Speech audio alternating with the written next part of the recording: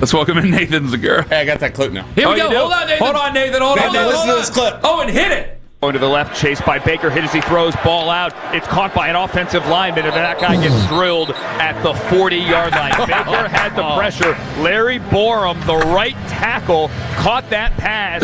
They might roll it. Can we get that again? I want to hear that again. Hold on. Hold on, Nathan. Nathan, again. Hit it again. We got to do it. Going to the left, chased by Baker, hit as he throws, ball out. It's caught by an offensive lineman, and that guy gets drilled at the 40-yard line. Baker had... Nathan, I was listening, audio courtesy of the UH Browns Radio Network, your flagship home for Cleveland Browns football, 92.3 The Fan. I was listening to that live. I've been waiting all week to play that. I've been waiting all week to. I go, we're going to play that when Nathan comes on. We're going to play. And of course, I forgot right before. And I was like, oh, and find the clip. You sounded great. Well, thank you. That was a good time. That was a fun play. Offensive lineman got him, and he got rocked. So yeah, that was a fun one. I'm glad. You know what? I appreciate people who pick out the little subtleties, and I think that's maybe the first time, since the great Deke was in the booth, that we had just a sound effect be kind of big piece of commentary. So that was good. You keep it up, I'll make it into a game.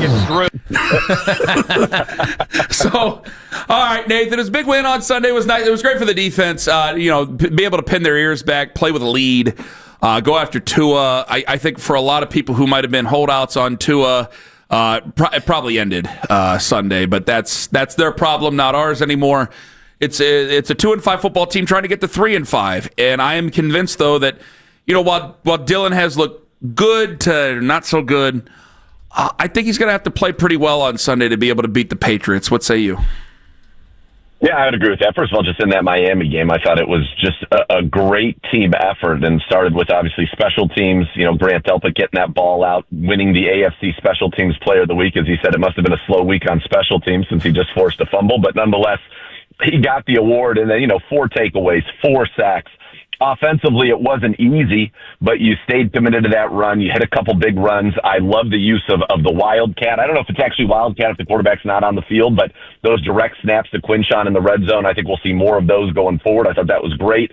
It was just a great win, but you're exactly right. If you talk about Dylan in particular, I thought Dylan against the Dolphins was very effective. 13 of 18. The conditions were brutally tough. I mean, you had a guy in Tua Tagovailoa who completed over 70% of his passes on the season, was right around 50%. So it was tough conditions.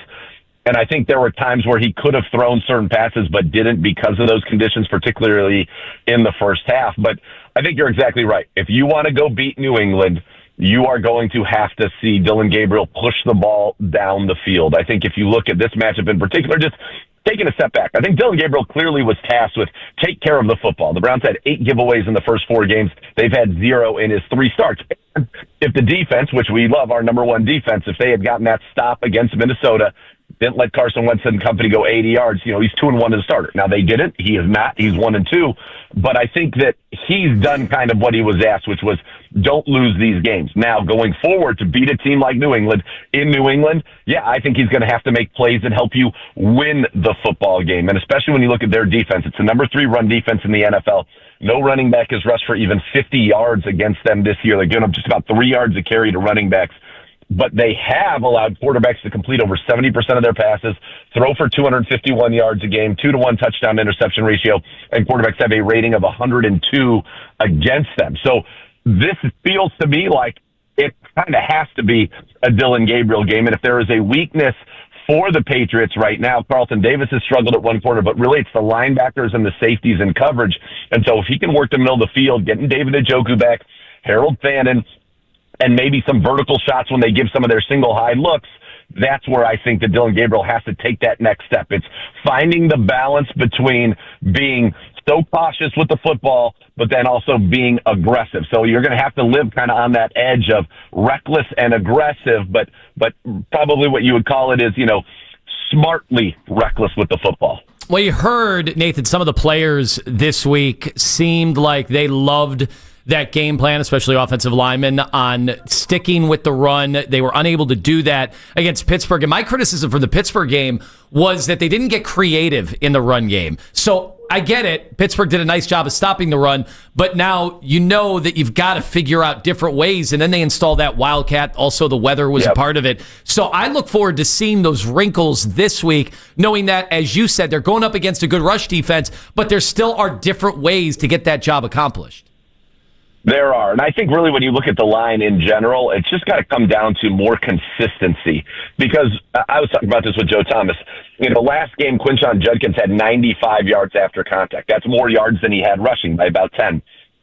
He said when guys get hit in the backfield, it's not typically an issue of getting pushed at the line of scrimmage.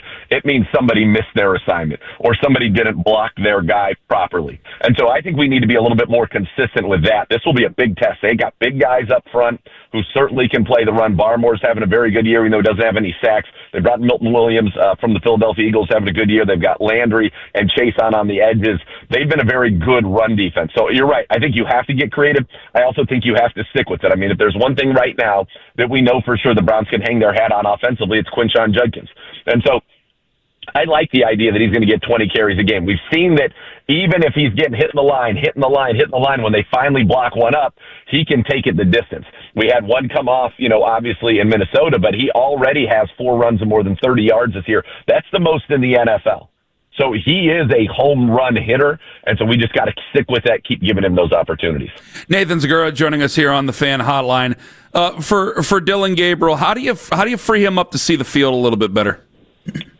So you give him kind of particular reads, and what I mean by that is it can be a half-field read, or it's read this safety. For example, if we get a single high look, we run that dig post combo, and you can say, okay, with that dig and post, if you're able to get that safety to drop down on the dig, throw the post towards it. Just throw it out there. Let your receiver run after it. If your receiver can get it, great. If it's incomplete, that's fine too. But we've got to be able to take some of those shots where you get things from a scheme standpoint. You're scheming things up and giving him an opportunity to make plays down the field. Okay, I'll take that. Go ahead, Tony. All right, Nathan, defensively, boy, it was hard thinking last night watching the Minnesota Vikings and their offensive line, and then Carson Wentz look as bad as he looked, and knowing that dude orchestrated a big fourth quarter drive against us. So, what do we do this week going up against a quarterback that, Nathan, they're trying to make it seem like he is Tom Brady / Patrick Mahomes / John Elway. How good is he really, and what can we do to neutralize Drake Maye? Well, Drake Maye is playing phenomenal football, first of all. Completing 75% of his passes, that's number one in the NFL. His rating, 116, that's number one in the NFL. And you'd say, well, maybe he's just dinking and dunking. Well, that's not true. On passes of more than 20 yards in the air, his rating is 158.3. That is a perfect quarterback rating. They've got crazy stats, like Stephon Diggs has caught 39 of his 45 targets. Kayshon Boutte has caught 20 of his 25 targets. They got 2 guys that are averaging between 10 and 15 yards a target. So Drake Maye is playing incredibly efficient football at a very high level. He can hurt you with his legs, averages over 6 yards a run for his career. Already has 2 touchdowns on the ground this year. He had 60 yards last week. So he is playing great. But that does not mean he is infallible. He is taking sacks, 22 sacks so far this season, 5th most in the NFL. So this is a game for the Browns. Obviously, you'd love to have the lead because you see that complimentary football when we can pin our ears back and get after the quarterback. But this is a game where you have got to disrupt them. I think they're susceptible to some interior pressure. Get up the middle, get after Drake Maye, get him off his spots, make him feel uncomfortable. He's been unbelievable against the blitz, so this might be a game for where you get home with 4 or with some of those simulated pressures. I thought Jim Schwartz had a great game plan last week.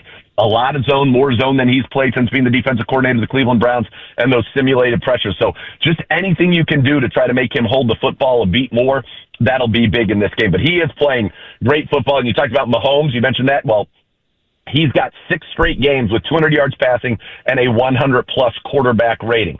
That is the second longest streak by a quarterback under the age of 24 ever. The longest is Mahomes, 7, tied with Dan Marino, also 6. Both of those guys won MVP that season. So, yes, he is playing very, very well. Nathan Zegura joining us on the Fan Hotline. Nathan, the whole conversation, they had a meeting earlier this week. I think, was it an owners meeting, Tone, or what? Yeah. What do you think of 4th and 15 instead of onside kicks? What do I think about 4th and 15? I think it certainly will have a higher chance of being recovered or getting converted than an onside kick. And I think, if you want, I'll be honest with you, here's why I don't like it. When I was playing cornhole in college, if you got to 21, even if you went, let's say you were up 20-15 going in the last board, and you hit sink, so 4 sinks in a row, you won the game because it was impossible. When you go 4th and 15, that feels like the silly rules where it's like, you can't go over 21. You have to throw these off so these people can make comebacks that don't deserve it. I'm all about meritocracy. I don't think it should be easy to get an extra possession in the NFL. I think people put too much in the game to be able to have a 4th and 15 where you can throw it up, you can get a defensive holding penalty, and then all of a sudden you get a new possession of the football. That seems ludicrous to me. I am totally in agreement. It's like, all right, what are we going to have, a 50-point basket like Rock and Jock to get back into a game? Like, we can trick up all these sports if we want. Is Bill Bellamy going to flip the coin at the beginning of the game? Oh, man. No. Yes, great like memories. That. But I couldn't agree more. It seems like it is trying to make things easier for people who at that moment, in my opinion, don't deserve things to be easier. You're down 14 with a minute left. You're going to have to try a play that has, at best, a 5% success ratio to get back into it. If you can execute that and pull that off, more power to you. But the idea that a simple penalty or getting a 15-yard pass can change the game, it's wild to me. Nathan Zegura joining us here on the show.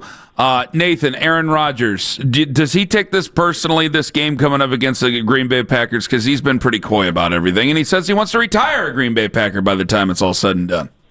This game should be played in Green Bay. I don't care if it's a Steelers home game. We played a home game in London. Let's go ahead and send this one to Green Bay where it should be played. I think it would be great for television. Of course it matters to him. Of course it does. I think it would be a much bigger deal if this game was played in Green Bay rather than being played in Pittsburgh, though. Nathan Zegura joining us here on the Fan Hotline. Nathan, you have. Can I ask him about the other guy? Yeah. Go. You sure? Go. Do it. All right, I'm nervous. Baker Mayfield, is he making up? Is he making up problems with the New Orleans Saints to motivate himself?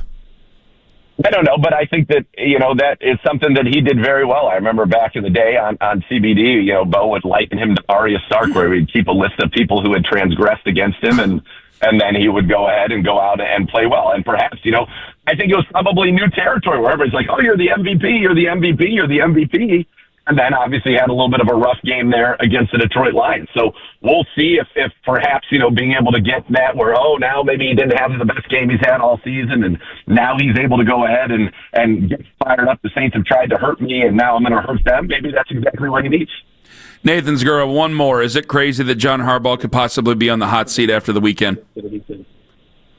Yes, it's crazy, and I don't think that's going to happen. I think the Ravens are about to go on a little bit of a run. Now they got to take care of business against the Bears, but when you look at that line in that game, you say, man, that feels awful big. Usually Vegas knows what they're talking about. I think a lot of people felt the same way about the Tampa and Detroit line the other last week. I think the Ravens are about to go on a pretty good run, and I think all that talk of Harbaugh being on the hot seat is going to be a lot of silliness. One more non-football tone, ask him. Yeah, tonight we have the start of the World Series. We also have Cavs basketball and Victor Wembanyama after his amazing debut for the year. What are you going to watch? Well, tonight, believe it or not, boys, I'm about to head down to Atlanta for my 25th college reunion. I've never gone to a reunion of any type in my life, but all my college buddies were like, hey, we're going to go to this. So it's an excuse to hang out. So we're going down there. So I'm sure we'll probably be out and about, and whatever will be on TV will be there. But if I were home, I would be watching the Cavs. Nathan went to a very prestigious school in Atlanta. I bet you didn't know that. I think I did know that. Oh, okay. I didn't know if you knew or Yeah, not. how about that, Ken? You got to know who you're talking to. You got to know what they're made of. I don't know if you know or not. 25 years for Zegura. I know. I'm old, sad, but it's going to be fun tonight. All right. Well, congratulations. Hope you. that you run into all the people that you used to pal around with. And I never said the term pal around. I don't think I ever will again. Say hi to everybody. Either way. Say hi to everybody at Morehouse for me if you can. Nathan, Certainly. thank you very much for the time. All the best. Hey, guys, thank you. Nathan Zegura on the Fan Hotline. Joining us, getting you ready for the Browns and the New England Patriots coming up on Sunday, as well as his opinions on all other matters of sport.